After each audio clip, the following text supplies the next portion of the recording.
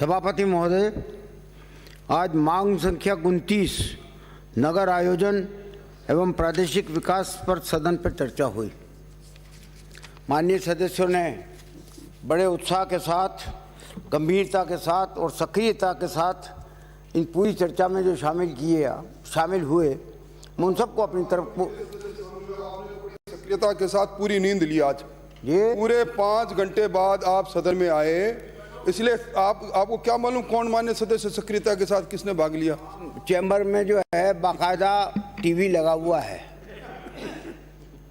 आप जब कभी यहाँ पर बैठते बैठते थक जाओ तो मेरे चैम्बर में आकर के टीवी देख लिया करो। आपकी सारी हरकतें वहां से देख रहे थे। जो माननीय सदस्यों ने सुझाव दिए हैं, बड़े बहुमूल्य सुझाव हैं। सुझाव के साथ साथ उन्होंने कई समस्याएं भी बताई, भ्रष्टाचार के कई किस्से भी सुनाए। इन सब बातों को लेकर के मैं बहुत गंभीरता के साथ निवेदन करना चाहता हूं कि मैं उन पर काम करने का प्रयत्न करूंगा। अध्यक्ष महोदय, मैं सबसे पहले स्वायत्त शासन की अपनी बात चालू करता हूं और मुझे उम्मीद है कि जिन सदस्यों के द्वारा यहाँ पर बड़े महत्वपूर्ण बातें उठाई गई हैं, चाहे वो अशोक लाहौटी साहब हों, चाहे संयम लोढ़ा साहब हों, चाहे देवनानी साहब हों, वगैरह वगैरह, वो मेहरबानी करके मेरा जवाब पूरा सुने, तभी जाकर के जो है ये मैं मान के चलता हूँ कि आप सक्रियता से भरपूर हैं।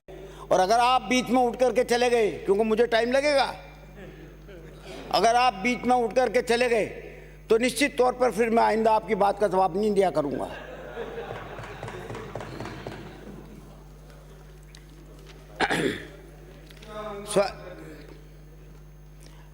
आप तो आज बोले ही नहीं। इसका मतलब यह है कि नगरीय विकास के बारे में आपकी जानकारी है ही नहीं, क्योंकि इसमें टप्पेबाजी नहीं चलती।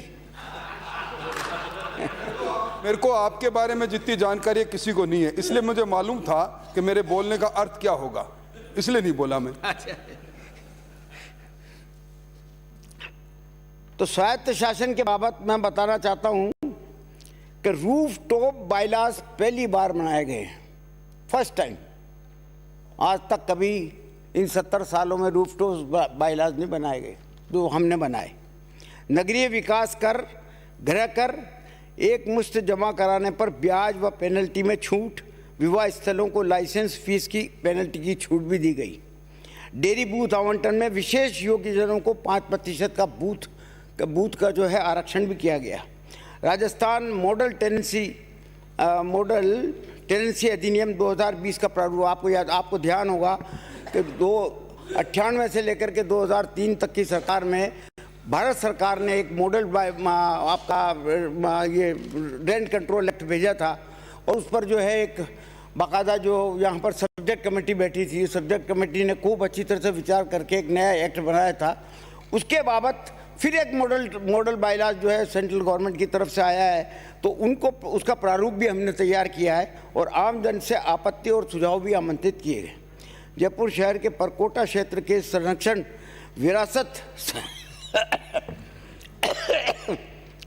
संरक्षण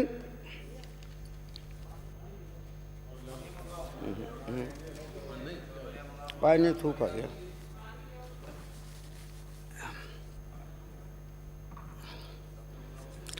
विरासत संरक्षण बायलॉज 2020 ये भी पहली बार बने हैं। विरासत के संरक्षण के बाबत अगर कोई बायलॉज आज तक 70 साल में कभी नहीं बनाए गए, लेकिन ये पहली बार बनाए गए हैं।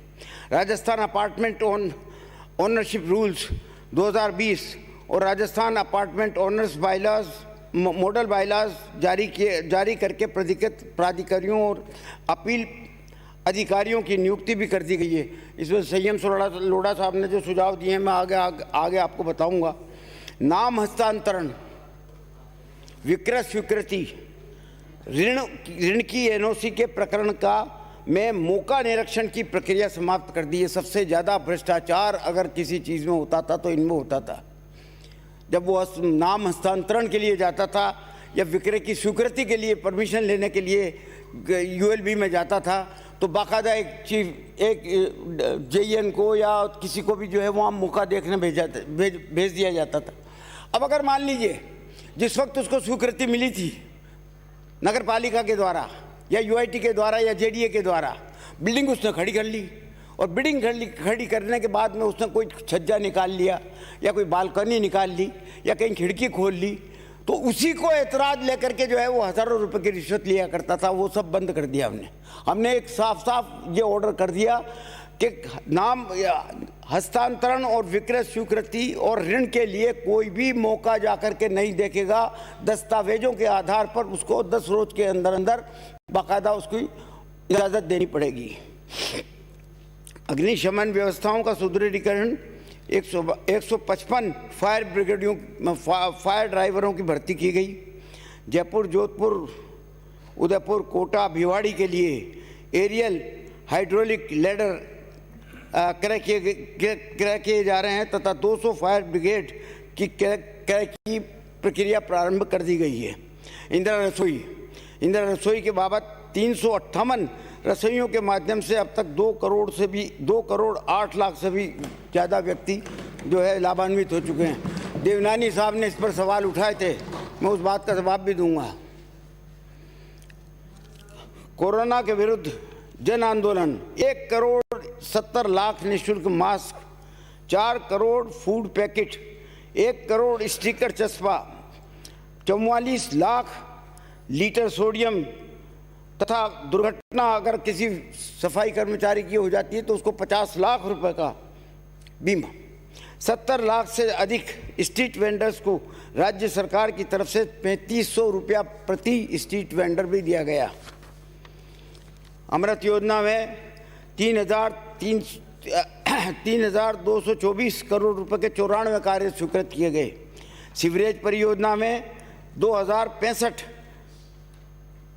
लाख और 57,000, 26 शहरों में 1,477 करोड़ रुपए एवं 2359 किलोमीटर की सीवर लाइन और 38 एसटीपी, कुल क्षमता 128.95 MLD एवं 11 एसटीपी का अपग्रेडेशन भी किया गया।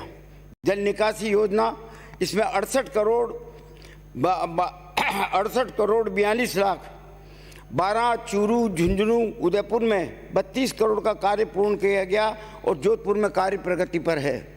जलापूर्ति योजना 1023 करोड़, 23 शहरों में 24 जलापूर्ति कार्यों हेतु 703 करोड़ के कार्य पूर्ण किए गए। 5 शहरों में कार्य पूर्ण और शेष में प्रगतिरत है। पार्कों का विकास, ये सब अमृत में चल रहा है। पार्कों का विकास 52 करोड़ में 106 पार्क, 37 करोड़ खर्च करके 90 पार्कों का कार्य पूर्ण कर दिया गया है और 16 कार्य प्रगति पर है। स्वच्छ भारत मिशन 3,46,000 घरेलू शौचालयों को और 2,774 सामुदायिक सार्वजनिक शौचालयों का निर्माण और 5,379 वार्डों के घर घर कचरा संग्रहण का कार्य भी किया जा रहा है। राष्ट्रीय शहरी आजीविका मिशन 25,553 स्वयं सहायता समूहों का गठन किया गया। 17,101 समूहों को 17 करोड़ 10 लाख रुपए का रिवॉल्विंग फंड भी जारी किया गया। 53,000 व्यक्तियों को बैंकों से 245 करोड़ का ऋण और 34,304 शहरी बेरोजगारों को विभिन्न कोर्सों में प्रशिक्षण दिया गया। 29,818 शहरी पथ विक्रेताओं को पुनः व्यवसाय करने हेतु 7% अनुदान ब्याज की दर पर 10,000 रुपये उपलब्ध कराए गए। भारत सरकार की योजना है। किशनगढ़ में संफार फाटक 34 करोड़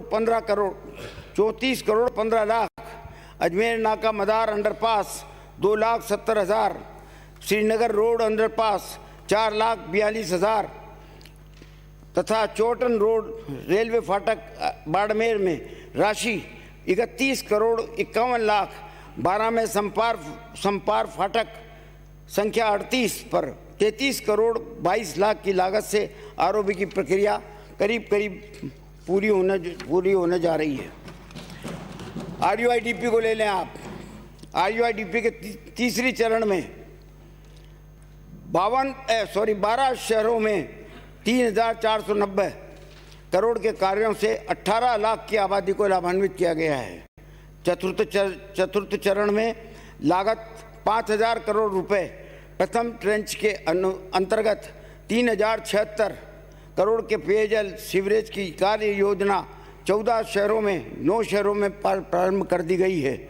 जयपुर में डेलावास स्थित 2 एसटीपी जिसकी क्षमता थी 1 एसटीपी की 62.50 एमएलडी, इस प्रकार के 2 एसटीपी का अपग्रेडेशन और 90 एमएलडी क्षमता का एक नया एसटीपी 278 करोड़ रुपए की लागत से जो है कार्य प्रारंभ कर दिया गया है।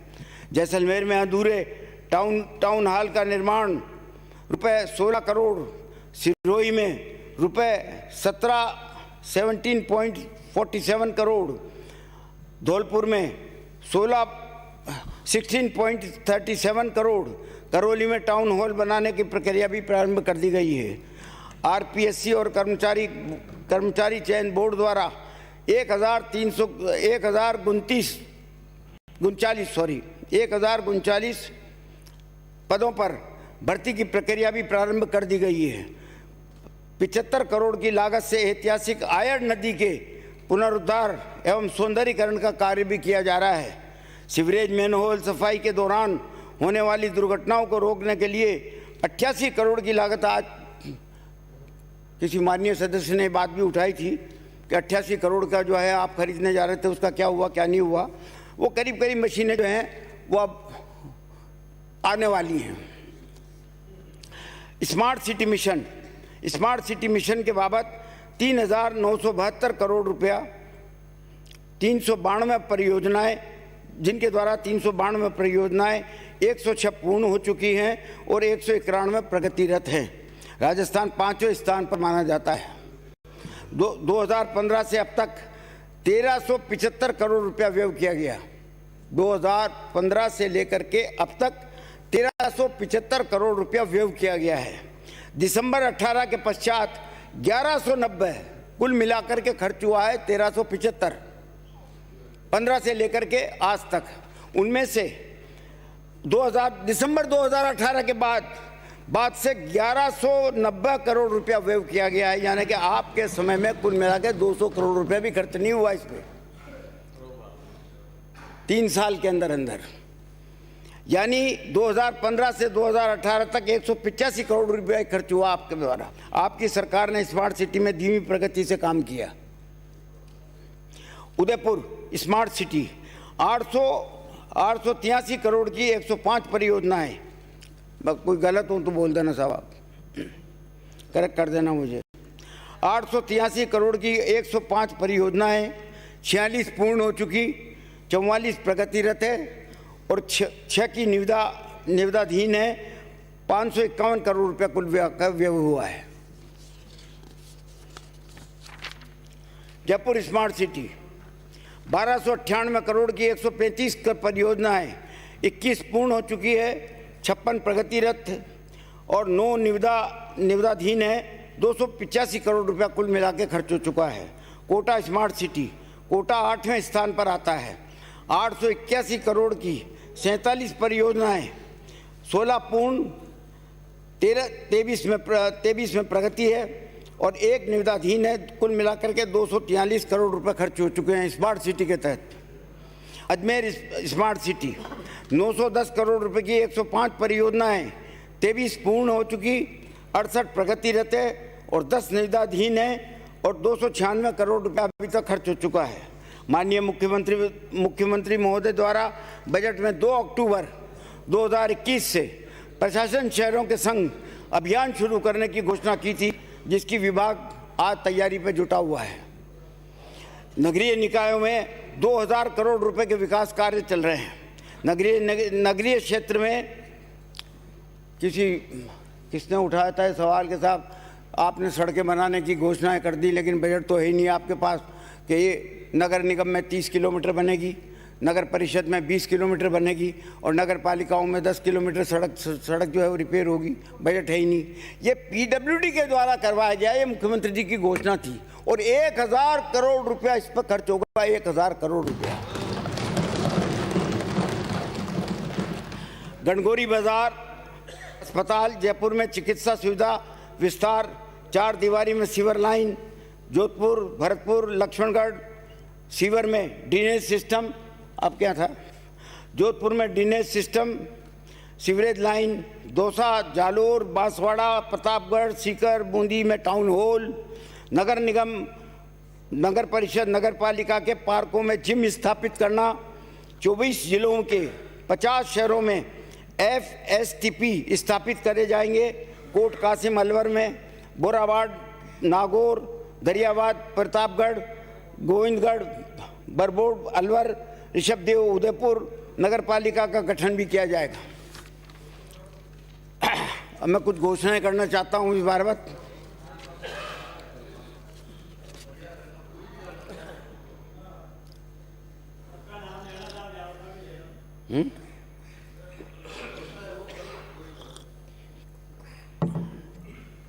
अमृत कुमारी अस्पताल, याद रहेगा, आप लिख के देना मुझे। इंदिरा रसोई में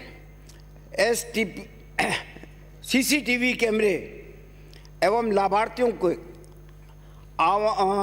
ऑनलाइन फीडबैक लेने हेतु रिस्पॉन्स सिस्टम भी लगाए जा रहे हैं। देवनानी साहब ने इंदिरा रसोई के बाबत सवाल उठाए थे, मैं उनका जवाब दूंगा आपको। अजमेर सिटी के बाबत भी आपने बात करी थी। अजमेर सिटी में 8 करोड़ 75 लाख व्यय करेगी लीगेसी वेस्ट के निस्तारण पर।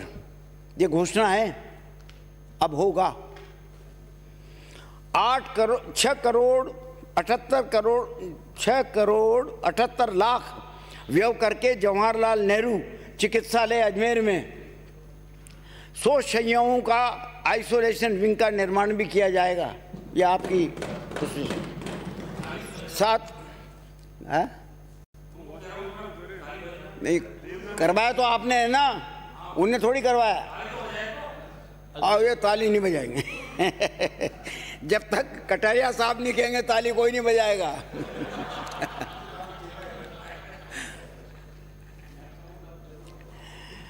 7 करोड़ व्यय करके 128 स्लाइस की सिटी स्कैन अजमेर में, 15 करोड़ 300 टन प्रतिदिन क्षमता का सॉलिड वेस्ट प्रोसेसिंग प्लांट भी अजमेर में लगाया जाएगा। स्मार्ट सिटी के तहत जयपुर स्मार्ट सिटी के तहत कंवर नगर विद्यालय परिसर में वर्तमान विद्यालय भवन का विस्तार किया जाएगा। नवीन स्नातक महाविद्यालय का निर्माण किया जाएगा। खेलकूद की बुनियादी सुविधाएं एवं नवीन सभागार 16 करोड़ 50 लाख की लागत से बनाया जाएगा। उदयपुर स्मार्ट सिटी में ब्रह्मपोल से चांदपोल झील के ऊपर सड़क का निर्माण कार्य 11 करोड़ 78 लाख करोड़ की लागत से बनाया जाएगा। जी साहब, हाँ स्मार्ट सिटी के, मैं यही कह रहा हूँ। आप तो ये सब स्मार्ट सिटी के पढ़ रहा हूँ मैं साहब। हाँ नहीं स्मार्ट सिटी के हैं, लेकिन स्मार्ट सिटी पे कोई केंद्र सरकार का ही ठेका नहीं है। 50% पैसा हमारा भी लगा हुआ है। ये भी मानो आप कि स्मार्ट सिटी को लोग ये प्रचारित करते हैं कुछ लोग कि साहब ये सारा का सारा पैसा जो है केंद्र सरकार के द्वारा दिया गया है। 50% हमारा है एक साथ। तो पैसे के अलावा भी सारे के सारे एम्प्लॉइज जो स्मार्ट सिटी को इम्प्लीमेंट करते हैं वो भी सब हमारे हैं। उनकी तनख्वाहें भी हम देते हैं।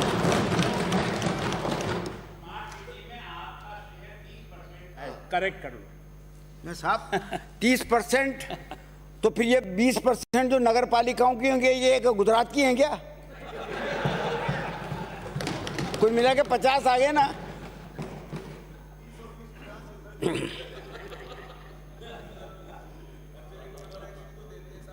आईटी समाधान और निगरानी नेटवर्क कार्य के लिए 15 करोड़ की लागत से बनाया जाएगा। ये सब आपने रखवाए होंगे, और तो कौन घुमा, हम तो कोई बोलते नहीं है उदयपुर में आपकी वजह से।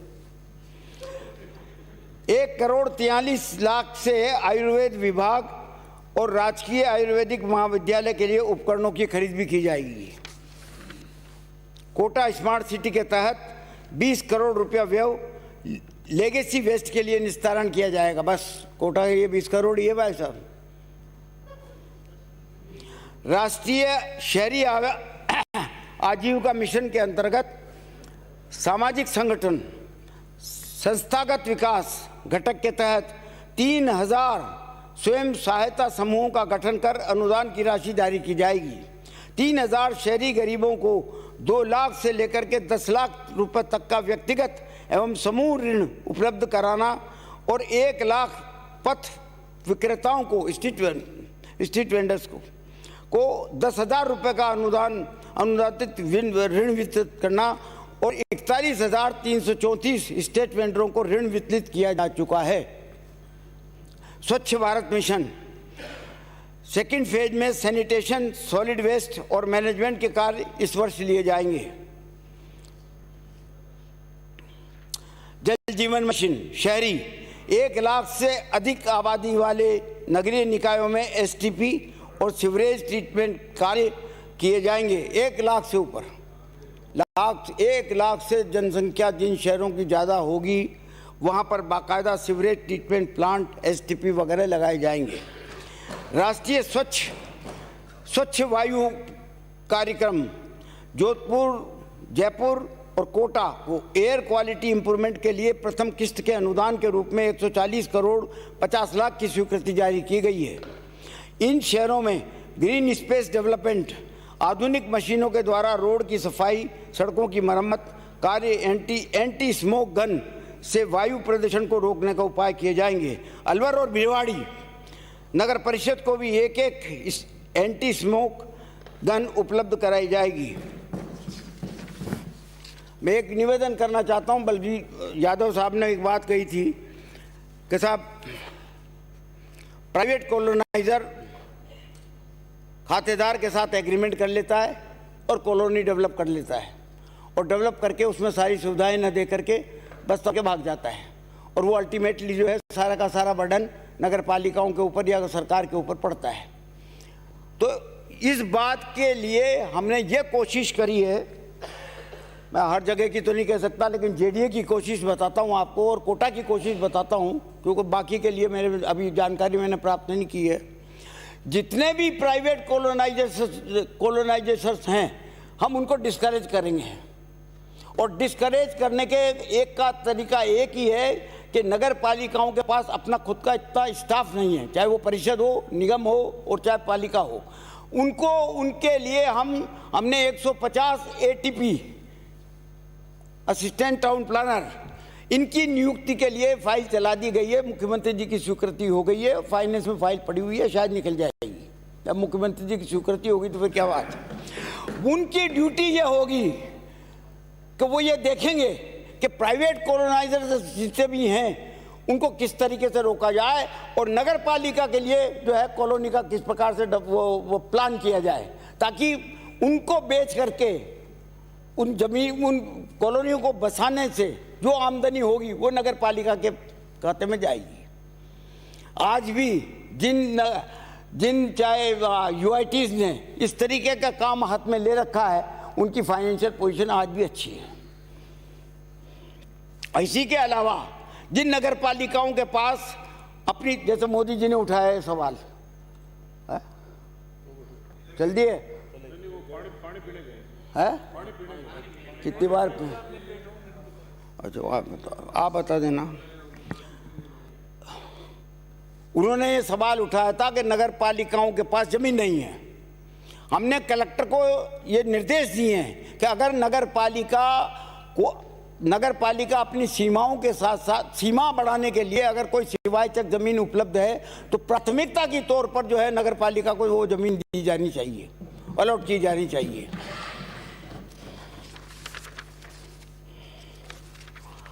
प्रशासन शहरों के बाबत भी बात चली।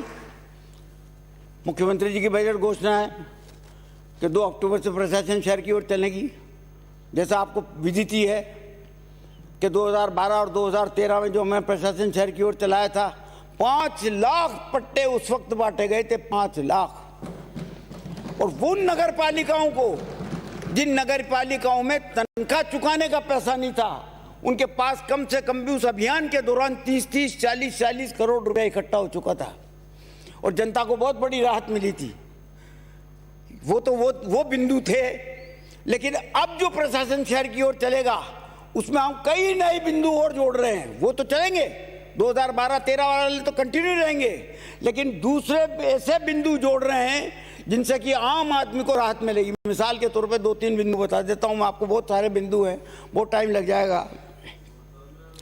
एक तो उस वक्त जो पट्टे दिए जाते थे वो कंडीशनल पट्टे दिए जाते थे, उनसे बैंकों का लोन नहीं मिलता था।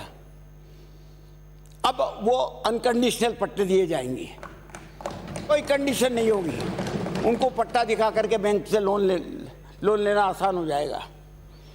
दूसरा यह कि कच्ची बस्ती के अन्य सभी पट्टों को ऋण मिलेगा। भूखंडों के उपविभाजन के पश्चात आराम से पट्टे मिल सकेंगे। नगर पालिकाओं को हम, जैसा लाहौटी साहब ने कहा था कि जब भी आप आते हो नगर पालिकाओं के अधिकारों को समेट लेते हो और अपने पास रख लेते हो। इस बार हमने जितने अधिकार दिए हैं, मेरा ख्याल है आज तक कभी किसी सरकार ने नहीं दिए होंगे। उपविभाजन का अधिकार उनको दे दिया, सब डिवीजन का दे दिया, रिकॉर्डाइजेशन का दे दिया, वगैरह वगैरह कई तरह के अधिकार जो हैं वो उनको दिए जा रहे हैं। एक दिक्कत ये आती थी सबसे बड़ी, एक मकान बना हुआ है, क्राउन एक्ट में नहीं आता। क्राउन एक्ट में तो किसी एक सीमा है कि इतने वर्ष के पुराना अगर मकान बना हुआ है तो क्राउन एक्ट में उसका फ़ायदा मिल सकता है, 1 रुपये में पट्टा सरकार से ले सकते हो, लेकिन वो क्राउन एक्ट में नहीं आता। और मकान भी इस तरीके का बना हुआ, पुराना है, नया नहीं बना हुआ, लेकिन उसके ऊपर तो रेजिडेंशियल और नीचे 6 दुकानें बनी हुई हैं। तो रेजिडेंशियल का पट्टा तो नगर पालिका दे देती थी पिछले प्रशासन शहर की ओर जो अभियान चला था उसमें, लेकिन उन दुकानों का पट्टा नहीं देती थी। अब कैसे हमने उनको दुकानों का पट्टा भी देने का मतलब समूचा पट्टा उसको, चाहे वो कमर्शियल हो और चाहे वो सारा का सारा पट्टा उनको देने का अधिकार नगर पालिका को दे देंगे। इस तरीके के कई चेंजेस किए गए हैं इनके अभियान के लिए जो है दिशा।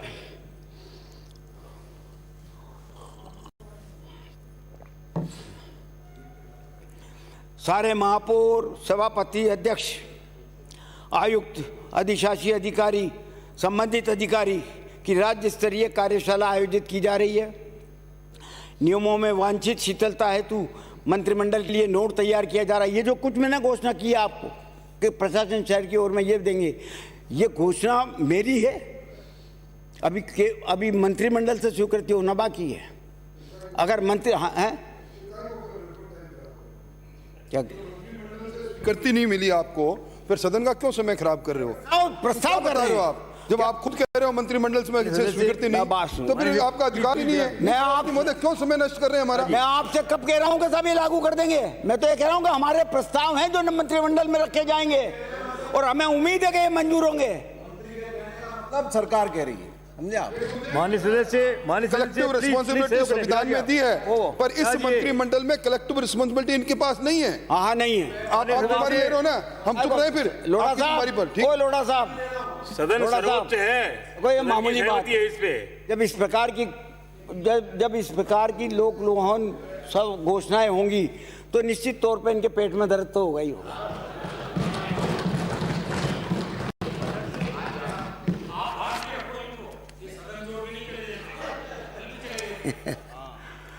अध्यक्ष महोदय, सभापति महोदय, सॉरी, एक सवाल ये आया था। मंत्री महोदय 1 मिनट। ये दर्द की बात नहीं है, वो अधिकार हमारे हैं जिस पर स्वीकृति नहीं हुई है उसके केवल विवरण को यहाँ पढ़ना उचित नहीं है, उस के लिए उचित नहीं है। जब वहाँ से निर्णय हो जाता है उसके बाद वाले में आप पढ़ो तो किसी एतराज नहीं। आज वास्तव में आप उस स्टेज पर नहीं हो कि इन बातों की घोषणा आप अधिकृत रूप में यहाँ कर सकते हो। मैं आपसे फिर कह रहा हूं कि मैंने कभी ये नहीं कहा, मैंने कहा ये हमारे प्रस्ताव हैं जो मंत्रिमंडल को जाएंगे। हमारा समय जाया मत करिए, ये सदन है, कोई सब्जी मंडी नहीं है। ये हमारा संवैधानिक अधिकार है। जो मंत्रिमंडल ने अनुमोदित नहीं की सभापति महोदय वो सुनने के लिए मजबूर नहीं है। और बेवजह सदन का समय बर्बाद कर रहे हैं। बैठाओ नहीं इनको। सभापति महोदय सरकार बोल रही है, लगातार खड़े हो रहे हैं। इनको अधिकार दे रखा है कि सर खड़े होने का बार-बार मंत्री जी जवाब दे रहे हैं, तो फिर क्या? धारीवाल जी ये कॉम्पिटेंट है अपनी रक्षा करने के लिए, आपको जरूरत नहीं है इधर से उधर खड़े होने की। सभापति महोदय अपने आप निपट लेंगे, बैठिए आप।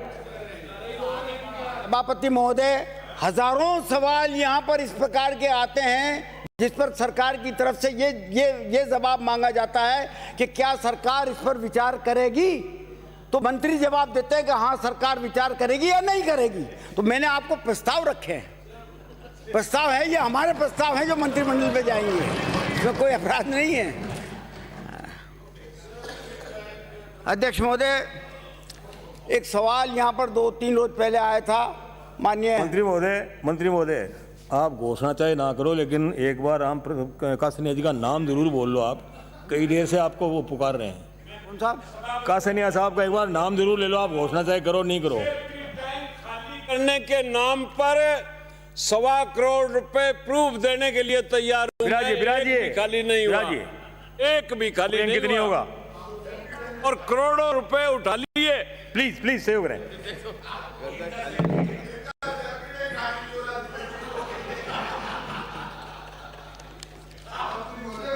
सदस्य का सेफ्टी टैंक पूर्णतः खाली है, आप जांच करवा लो। चाहे खाली होता तो यहाँ नहीं बोलते। दो सभापति जी, सेफ्टी टैंक तो इनका खाली करवाओ कम से कम आप, ये तो गलत बात है। ये मैं निर्देश देता हूँ कि सेफ्टी टैंक खाली करवाया जाए इनका। सभापति महोदय, 2-3 दिन पहले एक सवाल यहाँ पर रखा गया था, लेकिन वो लग नहीं पाया। उसके बारे में मैं आपको निवेदन करना चाहता हूँ कि संस्थानों को रियायती दर पर इस शर्त के साथ, प्लीज सहयोग करें। संस्थानों को रियायती दर पर इस शर्त के साथ भूमि आवंटन की जाती है कि वो निर्धारित समय अवधि में निर्माण कर सुविधाएं और सेवाएं जनता को उपलब्ध कराएं। ऐसा सभी आवंटनों का भौतिक सत्यापन करने के निर्देश मैंने जून और नवंबर 2020 में मेरे विभाग को दिए थे, जिसकी रिपोर्ट प्राप्त होने पर मैंने फिर 2 दिसंबर को ये निर्देश दिया था कि अगर जब किसी संस्था का भौतिक सत्यापन शेष हो तो 15 दिवस के अंदर अंदर उसकी रिपोर्ट भेज दें। साथ ही ये भी कहा था कि अगर कई शर्तों का पालन नहीं किया गया हो तो उस संस्था को नोटिस और सुनवाई का अवसर देकर के आवंटन को निरस्त करने की अभिशंसा गवर्नमेंट के अप्रूवल के लिए भेज दें। अप्रूवल मिलते ही आवंटन को निरस्त करके आदेश करके उस पर 3 दिन में कब्जा ले लिया जाएगा। ये पहली बार हो रहा है सभापति महोदय।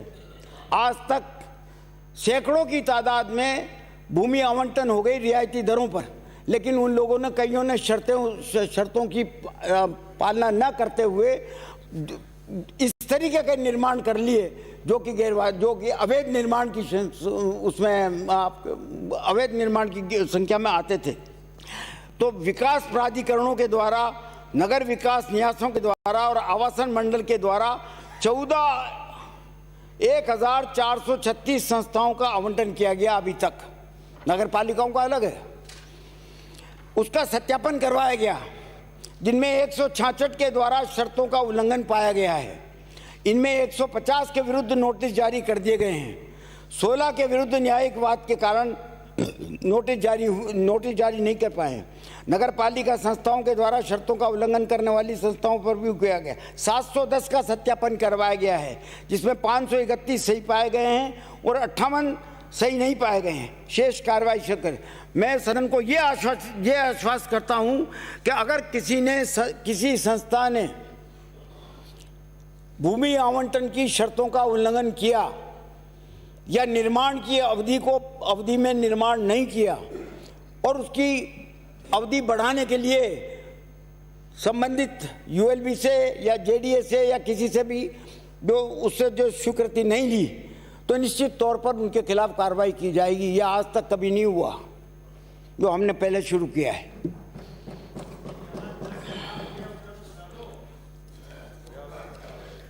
अब मैं नगरीय विकास की कुछ बातें करना चाहता हूं।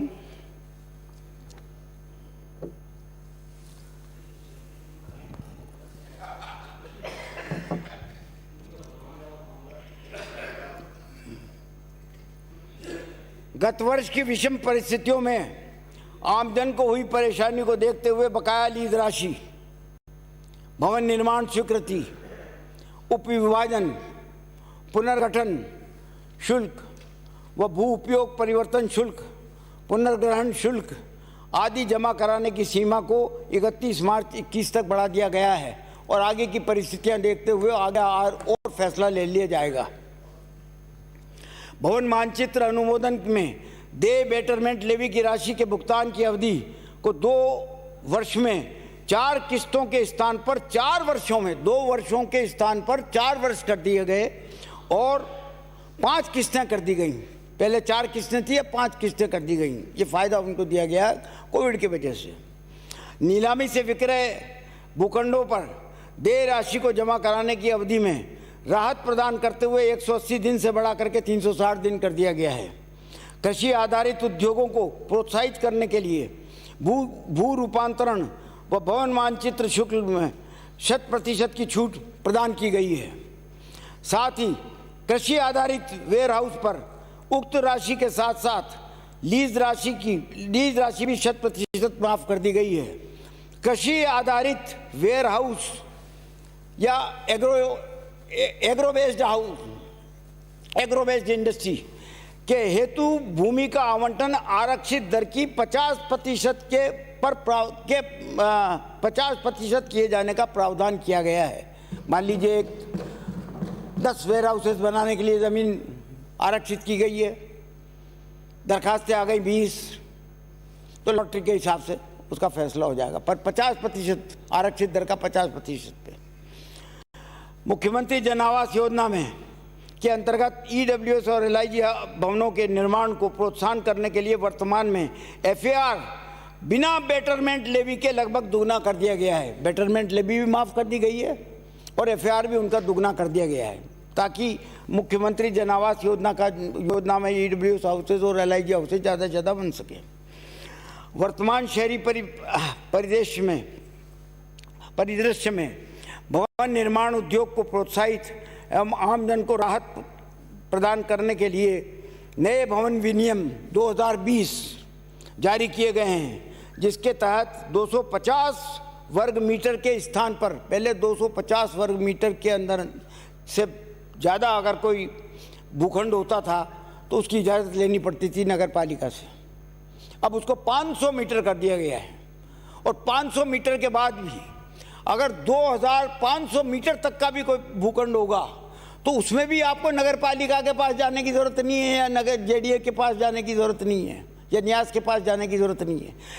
जो रजिस्टर्ड आर्किटेक्ट है अगर वो लिख करके देता है कि साहब ये बिल्कुल जो ये बिल्डिंग बनाई जा रही है ये बिल्कुल बिल्डिंग बायलाज के अनुसार बनाई जा रही है, तो उसको कहीं पर भी जाने की आवश्यकता नहीं है। लेकिन निर्धारित शुल्क वो जो है बाकायदा जेडीए में जमा करा सकता है, नगर पालिका में जमा करा सकता है। इसके साथ साथ वर्टिकल जाने के लिए एक माननीय सदस्य ने वर्टिकल की बड़ी वकालत कही थी, ये बात सही है। और ये वर्टिकल कब से बनना चालू हुआ? राठौड़ साहब बताओ आप। 1998 के पहले पूरे जयपुर में एक बिल्डिंग ऐसी थी जो कि 4 या 5 मंजिल थी, वो थी अजमेर रोड के ऊपर, अजमेर पुलिया के नीचे एक बिल्डिंग थी। ये 98 में जब गहलोत साहब की सरकार आई उसके बाद में हमने सारे बिल्डिंग बायलाज बदल दिए। स्टिल्ट की ऊंचाई को भी ख़त्म कर दिया कि स्टिल्ट की ऊंचाई भी जो है उसमें हाइट में नहीं गिनी जाएगी। जब से जाकर के ये वर्टिकल जाना बनना चालू हुआ और आज हज़ारों की तादाद में जो है वो वर्टिकल पूरे राजस्थान में इतनी बिल्डिंगें बनी हैं। ये बात सही है कि हमें वर्टिकल ही जाना पड़ेगा, वरना ये शहर का जाएगा तो सारी अव्यवस्था हो जाएगी। तो 15 मीटर तक की जो पाबंदी थी कि 15 मीटर से ज़्यादा की हाइट आपको नहीं मिल सकती। हाई राइज बिल्डिंग किसे कहते थे कि 15 मीटर, अब उसको 18 मीटर कर दिया गया है।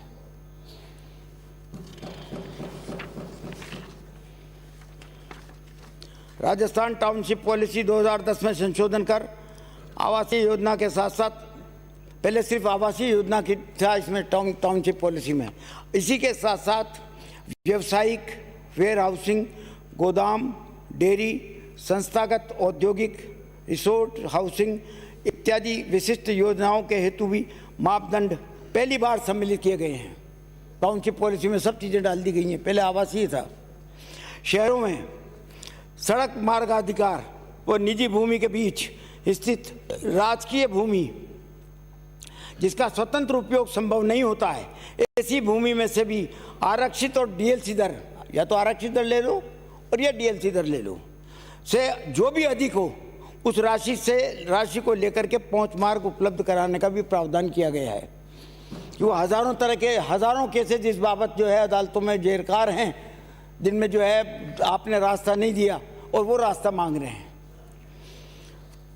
नगरीय क्षेत्र उपयोग परिवर्तन अधिनियम 2010 में संशोधन करते हुए प्रक्रिया में सरलीकरण कर मास्टर प्लान में अनुज्ञेय भू उपयोग हेतु भू उपयोग परिवर्तन की आवश्यकता को समाप्त कर दिया गया है। भू उपयोग परिवर्तन की आवश्यकता नहीं रहेगी इन नियमों के तहत में। नगर सुधार, नगरीय भूमि निस्तारण लैंड डिस्पोजल रूल्स 1974 में व्यापक संशोधन करते हुए भूखंडों के निर्माण की अवधि को समान रूप से 5 वर्ष किया गया है। डिफरेंस आता था कि जब वो बिल्डिंग प्लान पास करवाता था या लैंड उसको अलॉट होती थी तो शर्त लगा दी जाती थी कि साहब 5 साल में तुम निर्माण कार्य करोगे, लेकिन नियमों में प्रावधान 2 साल का था लैंड डिस्पोजल रूल्स में, तो इनको सबको बराबर कर दिया गया है। 5 वर्ष किया गया है एवं 10 वर्ष की अवधि में पेनल्टी लेकर के बढ़ाने और 10 वर्ष की अवधि के पश्चात नोटिस देकर के निरस्त करने का प्रावधान किया गया है ताकि भूखंड लंबे समय तक खाली नहीं पड़े रहें। रियायती दर पर आवंटन करने वाली संस्थाओं को 4 वर्ष में निर्माण करना आवश्यक होगा, अन्यथा आवंटन निरस्त होकर के जमा राशि जब्त कर ली जाएगी। नगरीय निकायों को आरक्षित दर मतलब रिजर्व प्राइस को मार्केट सिनेरियो के अनुसार, ये पहली बार हो रहा है, पहली बार चूंकि रिसेशन का पीरियड है, रियल एस्टेट बिल्कुल एक तरह से मरा पड़ा है, तो ये अधिकार हमने पालिकाओं को दिए हैं, परिषदों को दिए हैं, निगम को दिए, यूआईटीज को दिए और जोड़ा को, जेडीए को वगैरह वगैरह इनको दिए हैं कि आरक्षित दर आप अपने हिसाब से तय कर सकते हो, और वो भी तय किस तरीके से कर सकते हो, मार्केट सिनेरियो को देख करके। अगर मार्केट के कई बार आरक्षित दर होती है इतनी ऊंची कि उससे कम दामों पे जो है वो ज़मीनें बिक रही हैं, आरक्षित दर आपकी बहुत ऊंची है, तो आपकी ज़मीन लेगा कौन? तो जो मार्केट सिनेरियो है उसके हिसाब से आप अपनी आरक्षित दर खुद तय कर लो, ये अधिकार भी उनको दिया गया है। लाहौटी साहब ठीक है ना? ऑनलाइन सेवाओं में आमजन की सुगमता और सहूलियत व कार्य में पारदर्शिता हेतु 9 विभिन्न सेवाओं के आवेदन ऑनलाइन स्वीकार करने की व्यवस्था की गई है। ऑनलाइन 9 की आगे बढ़ा रहे हैं, और भी सेवाएं इसमें शामिल की जाएगी। मास्टर प्लान राजस्थान के 193 नगरीय निकायों में आप कहते हैं कि साहब मास्टर प्लान नहीं बना है, मुझे आप नाम बता दें कौन सी सिटी का मास्टर प्लान नहीं बना जी? पता नहीं क्या कह रहे हैं यार। सिर्फ उन 9 नगर पालिकाओं का मास्टर प्लान नहीं बना है जिसको कि आपकी सरकार 2018 में जाते जाते अनाउंस कर गई थी, सिर्फ 9। बाकी सारी जितनी भी आपकी नगर पालिकाएं हैं, नगर परिषदें हैं, सबकी सब नगर निगम है, इन सब के मास्टर प्लान बन चुके हैं। 184 शहरों के कस्बों के मास्टर प्लान राज्य सरकार के द्वारा अनुमोदित भी हो चुके हैं। इनमें लंबे समय से पेंडिंग जोधपुर और अजमेर के मास्टर प्लानों को भी अनुमोदित किया जा चुका है। शेष 9 नवगठित 9 नगरीय निकायों के मास्टर प्लान का कार्य प्रगति पे है, क्योंकि 2018 में बने थे तो टाइम लगेगा। 1 लाख से कम जनसंख्या के शहरों में जोनल प्लान की अनिवार्यता को समाप्त करते हुए 1 लाख से अधिक आबादी के 29 शहरों में जोनल डेवलपमेंट प्लान का कार्य 30/6/21 तक पूरा कर लिया जाएगा। 30/6/21 तक। रियल एस्टेट रेगुलेटरी अथॉरिटी और अपीलेट ट्रिब्यूनल का गठन किया जा चुका है। दोनों संस्थाएं नियमित रूप से काम कर रही हैं। Jaipur metro rail corporation, Jaipur metro के बाबत आपने कहा था कि साहब पैसा बर्बाद कर दिया लाहौटी साहब ने। ये पब्लिक ट्रांसपोर्ट है भाई, कल्याणकारी सरकार की ड्यूटी होती है कि वो ट्रांसपोर्ट, सस्ता ट्रांसपोर्ट उपलब्ध कराए। अगर ये नहीं होती तो ये रोडवेज तो कभी का आज के 30 साल पहले बंद हो जाता, लेकिन चल रहा है और बाकायदा चल रहा है और नई बसें और आ रही हैं। तो मेट्रो जिस वक्त हमने बनाई थी उस वक्त ये सोच के नहीं बनाई थी कि इससे कुछ आमदनी होगी।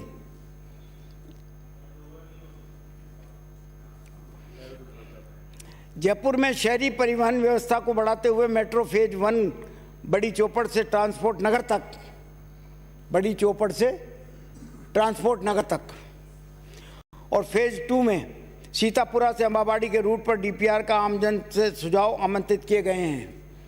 इन परियोजनाओं पर भारत सरकार का सहयोग और वित्तीय संसाधन की उपलब्धता के पश्चात ही उचित समय पर कार्य प्रारंभ किया जाएगा। जब तक भारत सरकार का इसमें सहयोग नहीं होगा, अकेली राज्य सरकार नहीं कर पाएगी, जो आज की वित्तीय स्थिति है। राजस्थान आवासन मंडल, हमारी सरकार ने कार्यभार संभाला तब आवासन मंडल मरणासन अवस्थी में था।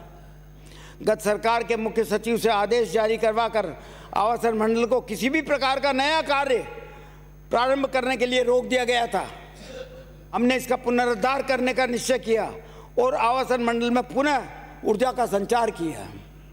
मंडल के अधिशेष 21,000 मकानों में से 7,100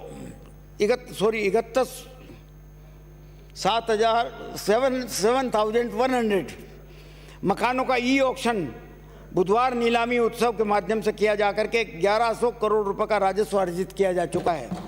साथ ही 275 प्रीमियम प्रॉपर्टीज और अपनी दुकान, अपना व्यवसाय अंतर्गत 838 छोटे व्यावसायिक भूखंडों का निस्तारण किया जाकर के 464 करोड़ रुपए का राजस्व अर्जित किया गया है। ये मुख्यमंत्री जी की घोषणा थी कि जो मकान 21,000 मकान बेकार पड़े हुए हैं, जिनके पास में खिड़कियां गायब हैं, दरवाजे गायब हैं, टूट फूट हो रही है, ये हो रही है, उनको 50% पे दे दिया जाए। उसका नतीजा है कि ये प्रॉपर्टी से कुछ पैसा तो आ रहा है। मंडल के द्वारा रुके हुए विकास कार्यों को गति प्रदान करने के लिए मानसरोवर में 52 एकड़ में सिटी लेवल पार्क, प्रतापनगर में कोचिंग हब, जयपुर, जोधपुर, कोटा में चौपाटी योजना सहित 195 करोड़ की लागत के कई कार्य किए जा रहे हैं।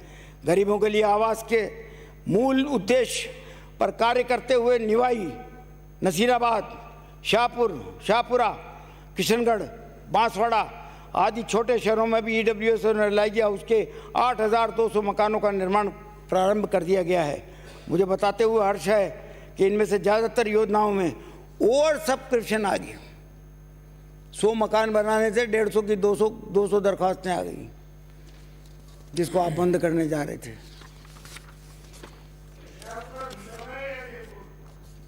है शाहपुरा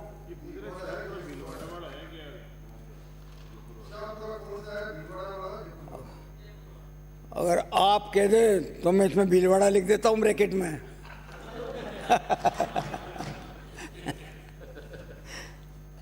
जयपुर विकास प्राधिकरण, जब हमने सत्ता संभाली थी तब जेडीए कर्ज के बोझ तले दबा हुआ था।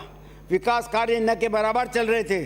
जयपुर में 4 आरओबी एवं 2 एलिवेटेड रोड के काम पिछली सरकार ने अधूरे छोड़ दिए। लाहौटी साहब, एक काम बता दीजिए जो 98 से लेकर के 2003 की सरकार 2008 से लेकर के 2013 की सरकार के द्वारा अगर कोई भी काम चालू किया गया हो और वक्त के अंदर अंदर उसको खत्म नहीं कर दिया गया हो, आपके लिए एक काम बकाया नहीं छोड़ा। लेकिन मैं आपको 50 काम ऐसे बता सकते हैं कि जब आपकी सरकार जाने लगती है ना, तो वो काम अधूरे के अधूरे छोड़ जाते हैं जिनको पूरा हमें करना पड़ता है। पिछली बार के भी देख लो आप, ये खासा कोठी का फ्लाईओवर जो गलत बनाया गया, ट्रांसपोर्ट नगर का फ्लाईओवर, ये भी हमने पूरा किया। और इस बार भी आप 4 छोड़ गए। जयपुर में 4 आरओबी और 2 एलिवेटेड रोड के काम पिछली सरकार के द्वारा अधूरे छोड़े गए। वो 4 को भी गिना देता हूं मैं आपको। पिछली सरकार के अधूरे छोड़े गए जो लगभग बंद थे। हमने उन 4 ये शाहपुरा तो साहब वाकई पहले से ही भीलवाड़ा का है, मैं क्या करूंगा। मुबारक हो आपको।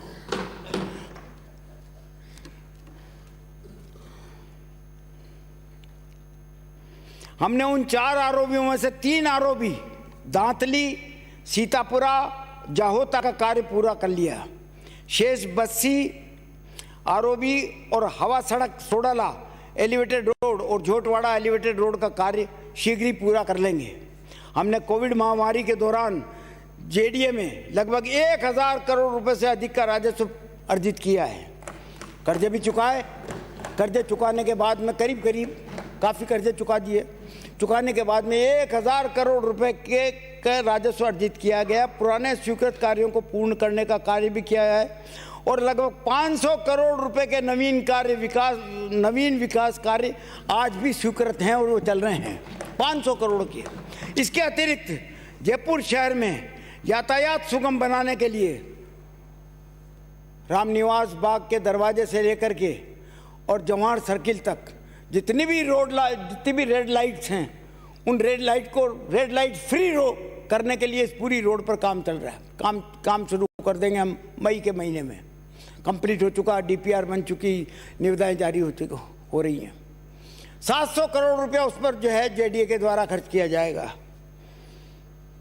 और ये काम मई जून में प्रारंभ कर दिए जाएंगे और 2 वर्ष के अंदर अंदर पूरा कर देंगे। हमारी सरकार के अंदर अंदर ही कर देंगे पूरा, हम बाकी नहीं छोड़ते आपके लिए। जोधपुर विकास प्राधिकरण के द्वारा सड़क है नहीं, अपनी आएगी फिर नया काम करेंगे।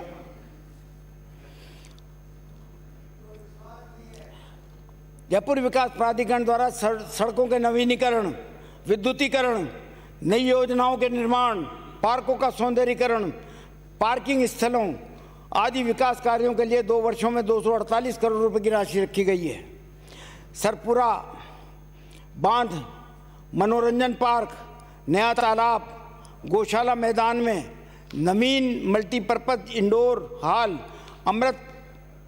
अमृतलाल गहलोत स्टेडियम चैनपुरा में स्विमिंग पूल, मंडोर उद्यान में मंदिर पर 3D मैपिंग कार्य, बरकतुल्ला खान स्टेडियम में अपग्रेडेशन व रिनोवेशन के सहित कई कार्य प्रगति पर हैं। कोटा शहर में चंबल रिवर फ्रंट 800 करोड़ रुपया खर्च होगा भाई साहब इस पे। पशुपालकों को लिए देवनारायण योजना, ये पूरे देश में एक अद्भुत योजना होगी जिसमें हमने 1250 मकान बनाए हैं। हर मकान में 2 कमरे, लेट्रिन, बाथरूम, स्टोर रूम, आगे की जगह और साथ ही उसी के साथ एक शेड जिसमें 20, 30, 40 जितने भी पशु हैं उसके वो सब आ जाएं और भूसा रखने के लिए जगह भी आ जाए, पूरा बनाएं। और शहर के जितने भी आपके 900 करीब डेयरियां हैं उन सब डेयरियों को शिफ्ट करेंगे। करीब 400 आवेदन आ चुके हैं, बाकी जिन्होंने आवेदन नहीं किए उनको बाई फोर्स शहर के बाहर निकाल करके उनको रखेंगे।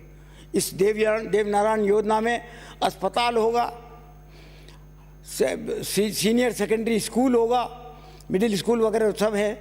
इसके अलावा पशु चिकित्सालय होगा, बायोगैस प्लांट होगा, आपका पानी का पूरा इंतजाम, हाई राइज टैंक बन रहे हैं वो होगा, सारे इंतजाम किए गए और सड़कों की चौड़ाई भी 60 फुट ली गई है। 60 फुट की चौड़ाई की सड़क ली गई है। ये योजना, मैं कोई गर्व की बात नहीं कहता, लेकिन निश्चित तौर पर अगर आप भी देखेंगे तो आप भी सोचेंगे कि आपके यहाँ पर भी इस तरीके की योजना, क्योंकि पशु जिस तरीके से, भरत सिंह जी नहीं बैठे हैं, भरत सिंह जी उठाते रहते हैं ये सवाल।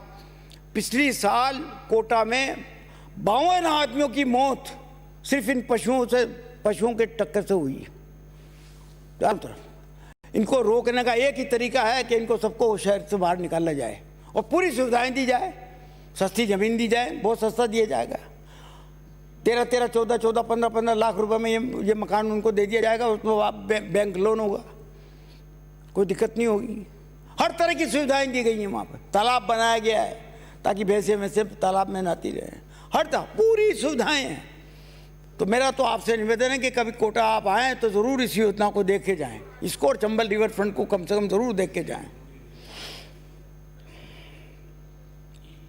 इसके साथ साथ एक ऑक्सीजन पार्क बनाया जा रहा है 100 करोड़ रुपए का, कोटा में 100 करोड़ रुपया खर्च होगा उसमें, उस पर। इसके अलावा 4 फ्लाईओवर, 3 अंडरपास का निर्माण भी वहाँ पर हो रहा है, जो यूआईटी अपने खर्चे से करवा दिए। राज्य सरकार का कोई लेना देना नहीं है, केंद्र सरकार का कोई लेना देना नहीं है। केंद्र सरकार का तो स्मार्ट सिटी योजना में जो खर्च हुआ है आज तक, वो 248 करोड़ रुपया खर्च हुआ, उसमें आधा आपका आधा हमारा। ये सब यूआईटी के द्वारा खर्च हुआ है और कोई कर्जा नहीं लिया गया है। शहर में कॉलोनीज का इस तरीके से प्लानिंग किया गया है कि आराम से जो है वहाँ पर उठते जा रहे हैं, दाम कम रखें, प्लाट उठ रहे हैं, आमदनी हो रही है, विकास का काम उससे चालू है। राज्य के अन्य शहरों में भी स्थानीय आवश्यकताएं एवं वित्तीय संसाधनों के अनुसार आधारभूत सुविधाएं का कार्य किए जाएंगे। अभी 2-3 घोषणा है साहब।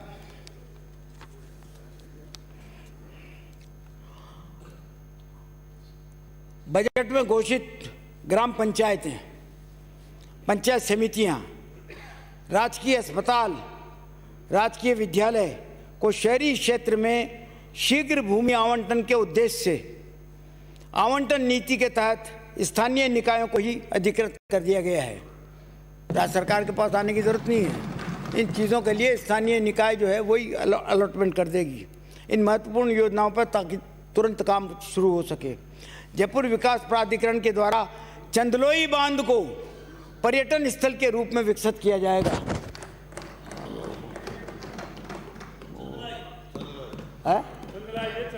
चंदलाई वेद प्रकाश जी ने उठाया था ना, गायब हो गए।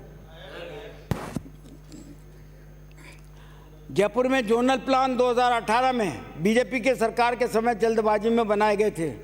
रावटी साहब, जो आप कह रहे थे ना कि कमरे में बैठ करके जो है मास्टर प्लान बना दिया गया, या आपके वक्त की बात कह रहे हैं आप।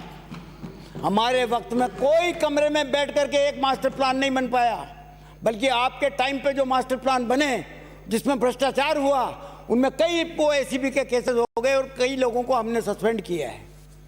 32-33 करोड़ रुपए का जो गड़बड़ हुई, जिसका लोढ़ा साहब ने उठाया था, एक्शन लिया उनके खिलाफ। और अगर किसी के खिलाफ एक्शन नहीं लिया होगा तो आप बता दो, आप ले लेंगे।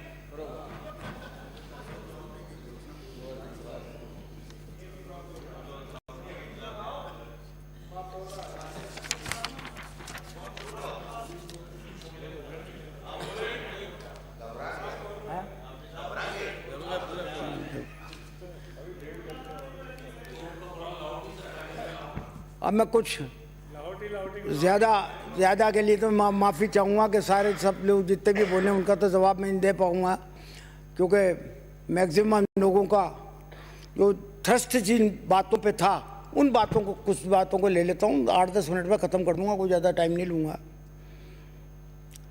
नगरीयकरण के बाबत आपने कहा, रावटी साहब, आपने वृद्धि बताई, वो गलत है। वृद्धि है 29.26%।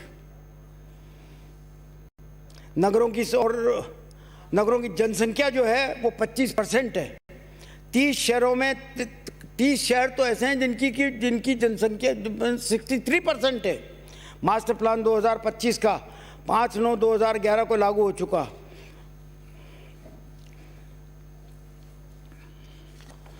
इसके अलावा हमारी सरकार ने प्लान डेवलपमेंट के लिए जितनी पॉलिसी डिसीजन लिए हैं उतने किसी सरकार के द्वारा नहीं लिए गए। बीजेपी सरकार ने जाते जाते 9 नगर पालिकाएं बनाई थी मास्टर प्लान, ये मैं कह चुका हूँ। टाउनशिप पॉलिसी को ले लो आप, उसमें भी रद्दोबदल किया गया है। स्लम डेवलपमेंट पॉलिसी जो 2010 की थी उसमें भी रद्दोबदल किया गया है। अफोर्डेबल हाउसिंग पॉलिसी 2009 उसमें भी रद्दोबदल किया गया है। RUDP के प्रोजेक्ट जो आज 42 सिटी में चालू हैं, अब फिफ्थ चरण और लिया जा रहा है ताकि 50,000 से कम की जनसंख्या पर और 50,000 से ऊपर की जनसंख्या के लोग दोनों तरह के जो है नगर उसमें शामिल किए जा सकें। TDR पॉलिसी 2000 में भी बदलाव किया गया है। इसी के साथ साथ हाई राइज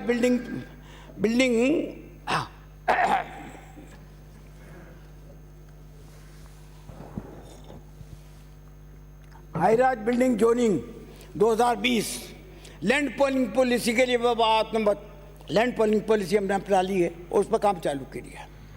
बिल्डिंग बायलॉज 2020 नए बनाए गए हैं जिसमें कई तरह के परिवर्तन किए गए हैं और जितने भी परिवर्तन किए गए हैं वो आम आदमी को लाभ पहुंचाते हुए किए गए हैं। सरलीकरण इतना किया गया है कि उसको कहीं पर भी चक्कर काटना नहीं पड़ेगा। हमारी सरकार के द्वारा गुलाब कोठारी जी के केस में माननीय उच्च न्यायालय के निर्देशों की पालना के लिए प्रतिबद्ध हैं। हम प्रतिबद्ध हैं कि हम गुलाब कोठारी जी की रिट के में जो जोधपुर हाई कोर्ट का फैसला था उसको मानने के लिए कटिबद्ध हैं। सुप्रीम कोर्ट में सिर्फ केवल इस आदेशों के लिए हमने जो है SLP दायर की है, अपील की है, ताकि 12/1/17 के बाद बनने वाले मास्टर प्लान में इनकी पालना कर सकें। हमने तो सिर्फ कोर्ट से ये आदेश चाहा है कि 2017 के बाद जो बनने वाला प्लान है उसकी पालना जो है हो सके। मास्टर प्लान में 2025 को लागू किए जाने की अपील की है कि 2025 तक का जो मास्टर प्लान किया उसको लागू करवा दें। परकोटे में अतिक्रमण के विरुद्ध कार्रवाई की गई है।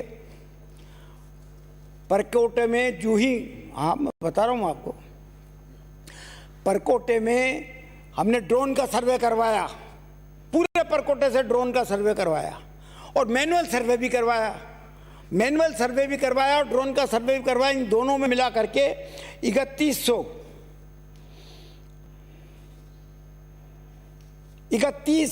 करीब, लगभग 3100 करीब जो है वो वायलेशंस पाए गए और जो 3100 वायलेशन पाए गए उनके 800 नोटिसेस हमने जारी कर दिए। कोविड आ गया, काम रुक गया, कर भी नहीं सकते थे कि किसी के मकान को तोड़ देते हम। कोविड के दौरान लॉकडाउन चल रहा था, ये था वो था, अब उसको शुरू कर रहे हैं। अगर परिस्थितियां अनुकूल रही तो निश्चित तौर पर इन पर काम किया जाएगा। भवन विनियम में ग्रीन एरिया के मापदंड को दुगना किया है, पहले जितना था उससे दुगना किया है कि इतना ग्रीन एरिया रहना चाहिए। 2017 में 1000 मीटर से अधिक क्षेत्रफल के स्थान पर 750 वर्ग मीटर पर 10% ग्रीन एरिया, पहले 1000 था, अब उसको 750 कर दिया गया है। 50 वर्ग मीटर प्रत्येक भूखंड क्षेत्रफल पर वृक्ष लगाने का, 5000 वर्ग मीटर से अधिक के ग्रुप हाउसिंग भूखंडों पर 5% के स्थान पर 10% हरियाली का प्रावधान किया गया है। संयम लोढ़ा साहब ने कहा कि जोनल प्लान बनने में 32 करोड़ के घोटाले का मामला हुआ उठाया था, तो मैंने आपको बता दिया वो बीजेपी के टाइम पे था। उनके खिलाफ एक्शन भी हुआ है, ACB में सड़कें भी गई हैं और फिर भी आपके पास कोई जेब में पड़ा हो कोई कागज़ कि ये रह गया मुझे दे देना, नहीं, जेब की बात कही है मैंने, ये नहीं दी, नहीं ये नहीं। जोटवाड़ा एलिवेटेड रोड को शीघ्र ही पूरा करने की मांग माननीय विधायक संयम लोढ़ा जी ने की है। मैं बताना चाहता हूं कि इस महत्वपूर्ण परियोजना के निर्माण में 600 दुकानें, ये इस एलिवेटेड रोड को मामूली एलिवेटेड रोड नहीं थी जो बीजेपी की सरकार ने चालू की थी, इसमें 600 दुकानें वो मकान प्रभावित होते हैं। पिछली भाजपा सरकार ने परियोजना तो प्रारंभ कर दी परंतु प्रभावित दुकानों और मकानों का पुनर्वास की कोई योजना नहीं बनाई। इसके कारण योजना अधूरी की अधूरी पड़ी रह गई। हमने निवारू रोड पर प्रभावित दुकानों और मकानों के पुनर्वास की योजना हमने बनाई है और शीघ्र ही इस अधूरी परियोजना को हम पूर्ण करेंगे। रामनिवास बाग, जैसा लाहौटी साहब ने कहा कि साहब रामनिवास बाग में आपने अंडर पार्किंग अनाउंस की थी, क्या हुआ? हुजूर टेंडर हो गए और टेंडर मंजूर भी हो गए। अब मोबिलाइजेशन में टाइम लगता है आखिर किसी भी ठेकेदार को, आप तो खुद ठेकेदारी का काम करते हैं। हाँ सही कह रहा हूँ, आपका परिवार में वो कॉन्ट्रैक्टरशिप के हैं, कई ठेके ये समझते भी हैं। आज ये कर लें तो भी अपन कुछ नहीं कर सकते।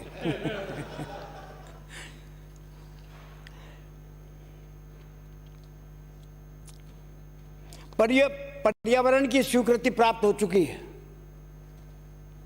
एवं निविदा आमंत्रित करके 83 करोड़ रुपए का कार्य आदेश 10 फरवरी 2021 को जारी किया जा चुका है और कार्य शीघ्र प्रारंभ कर इसी कार्यकाल में पूर्ण कर लिया जाएगा।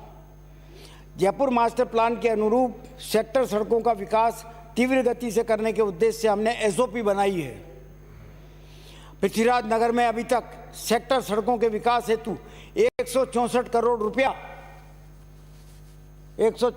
रुपया एवं आंतरिक सड़कों के विकास के लिए 183 करोड़, कुल 348 करोड़ रुपए की स्वीकृतियां जारी कर 336 करोड़ रुपए की सड़कें बनाई जा चुकी हैं और कार्य प्रगति पर है। पृथ्वीराज नगर में सीवरेज की सुविधा उपलब्ध कराने के उद्देश्य से हमने डीपीआर तैयार करवा ली है। इस वर्ष सीवरेज कार्यों के लिए 200 करोड़ रुपए का प्रावधान रखा गया है। लाहौटी साहब 200 करोड़ रुपए का। बीआरटीएस के बाबत कई बार चर्चाएं होती हैं यहाँ पर और हमारे ट्रांसपोर्ट मिनिस्टर साहब जो है वो भी काफ़ी नाराज़ होते हैं कि इसको हटाओ। बात भी सही है, यूज़ तो है नहीं, उसका यूज़ नहीं है, लेकिन हमने कमेटी बना करके उसकी जांच करवाने की भी बात करी। लेकिन ये सारा का सारा पैसा भारत सरकार के द्वारा दिया गया था। जब हमने भारत सरकार के अधिकारियों से बात करी तो उन्होंने कहा इसको नहीं हटा सकते आप देख लीजिएगा। हमें बाद में पता लगा कि साहब दिल्ली में तो हटा दी और भोपाल में मना कर दी। तो भाई दिल्ली में क्यों हटाई? तो कहीं दिल्ली में बढ़िया चल रहा है इसलिए नहीं हटाई, इसलिए कोई ज़रूरत नहीं थी, वहाँ मेट्रो चल रही है। तो इस तरीके के जवाब वहाँ से मिलते हैं, क्योंकि जब तक भारत सरकार इस बात के लिए हमें इजाज़त नहीं देगी जब तक हम इसका कुछ कर नहीं पाएंगे।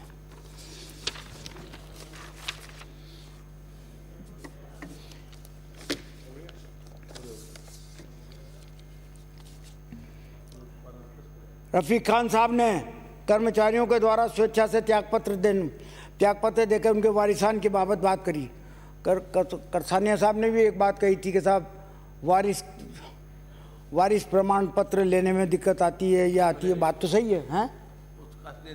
हाँ वो चले गए, लेकिन बात सही थी वो। पर सक्सेशन सर्टिफिकेट एक अलग चीज़ है, जो लॉ में प्रोविज़न है उसका क्या करें? जब तक उस लॉ में परिवर्तन नहीं होगा कि सक्सेशन सर्टिफिकेट देता डिस्ट्रिक्ट जज। अब वारिस का प्रमाण पत्र तो आपको कानूनन तौर पर वहां से ही लेना पड़ता है। तो खैर इसका परीक्षण करवाया जाएगा। टीवीसी गठन के उपरांत स्ट्रीट वेंडर्स की सूची अनुमोदित कर लाइसेंस जारी करवाने की कार्रवाई भी की जाएगी। एलईडी लाइट के लिए आपने कहा, तो केंद्र सरकार ने इस कार्य के लिए EECL जो केंद्र सरकार की एक संस्था है को अधिकृत किया है। यह कंपनी पूरे देश में काम कर रही है। राजस्थान में एलईडी स्ट्रीट लाइट लगाने के लिए किसी कंपनी से MOU 23 जनवरी 2015 को किया गया था। इसी क्रम में सभी नगरीय निकायों के द्वारा MOU हस्तांतरित किया गया और वर्तमान में कार्य चल तो रहा है, लेकिन शिकायतें आती रहती हैं।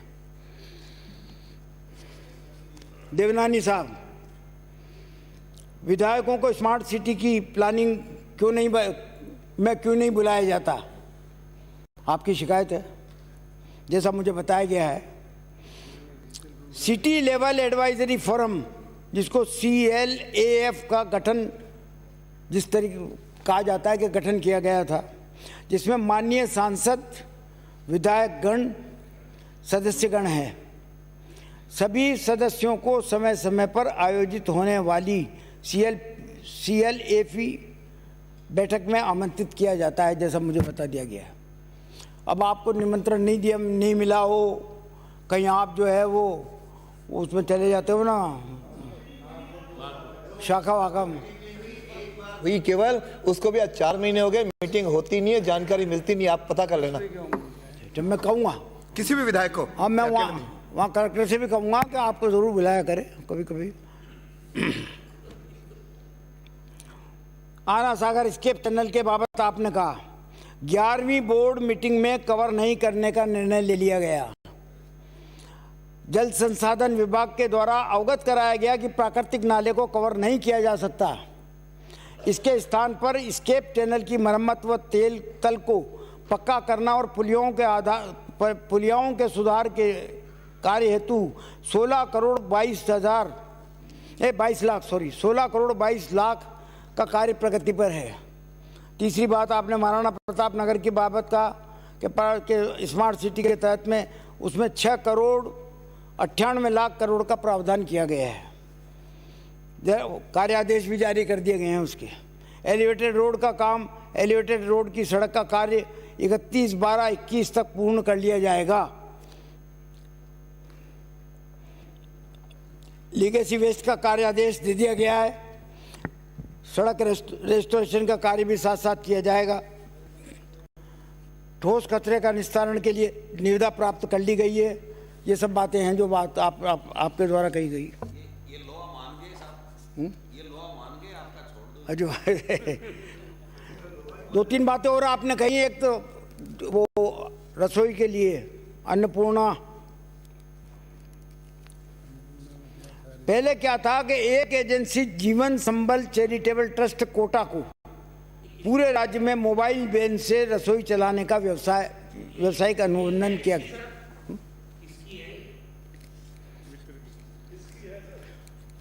किसकी है तो वो मालूम करके बताऊंगा आपको।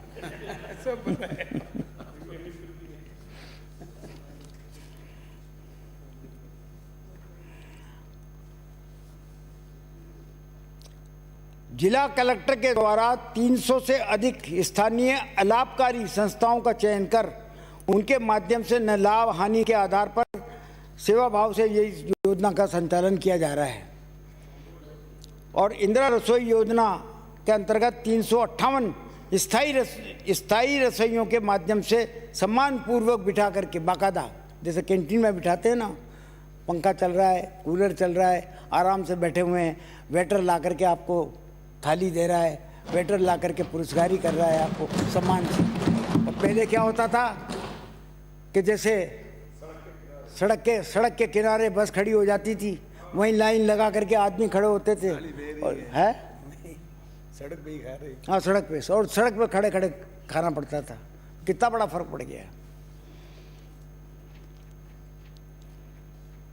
पहले। और फिर दूसरी बात और है, मेन बात, 248 करोड़ रुपए का प्रावधान पिछली सरकार ने इसमें किया था। हमने किया सिर्फ 100 करोड़ का। वो क्यों किया कम, ये मैं बताना चाहता हूं आपको कि योजना अंतर्गत नाश्ते हेतु 18 रुपया 95 पैसा प्रति प्लेट और दोपहर व रात्रि के भोजन के लिए 19 रुपया 95 पैसा प्रति थाली अनुदान दे था।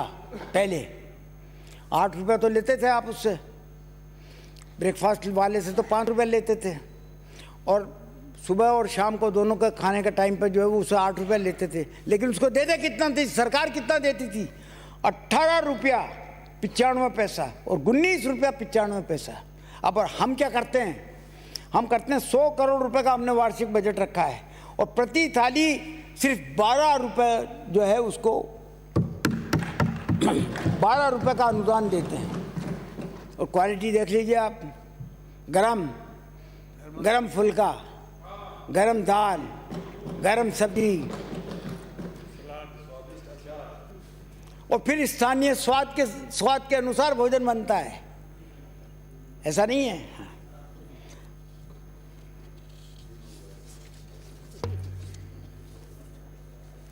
लोढ़ा साहब की बातों का तो ज़्यादातर जो मैं जवाब दे चुका। लैंड पूलिंग पॉलिसी के लिए कहीं नहीं। बिजली कनेक्शन दुकानों के पृथ्वीराज नगर की दुकानों के बिजली कनेक्शन और पट्टे पृथ्वीराज नगर के क्या पृथ्वीराज नगर? अरे जो जयपुर के प्रतिनिधि नहीं बोले उनकी बात भी तो आनी चाहिए ना। हाँ, पृथ्वीराज नगर के जो दुकानों के बिजली कनेक्शन है और पट्टे हैं और वो KLDL के खिलाफ कोटा में FIR है, दे दो। विराज जी आप कोटा में जो KLDL के खिलाफ नगर निगम ने FIR करवाई है, केडीएल वाला मामला अलग है, उसके खिलाफ तो जो है मैंने भी FIR दर्ज करवा रखी है। उसने नकली जो है क्या नाम है सारा का सारा बिल बना करके नगर निगम को भी लूटा और जयपुर आपका नगर विकास न्यास को भी लूटा। जिस नगर निगम का बिल साल भर का पहले 10 करोड़ रुपया आता था, उसका उस KDL कंपनी के आने के बाद उसका बिल आने लग गया 30-30 करोड़ रुपया। नगर विकास न्यास का जिसका बिल मुश्किल से 12-13 करोड़ रुपया आता था, उसका बिल आने लग गया 25-25 करोड़ रुपया। उस पर हमें शक हुआ, हमने टीम भेजी, यहाँ पर टीम भेज करके देखा तो उसमें तो मीटर में ही गड़बड़ी थी, तो FIR दर्ज हो गई, उसका शायद चालान पेश होगा।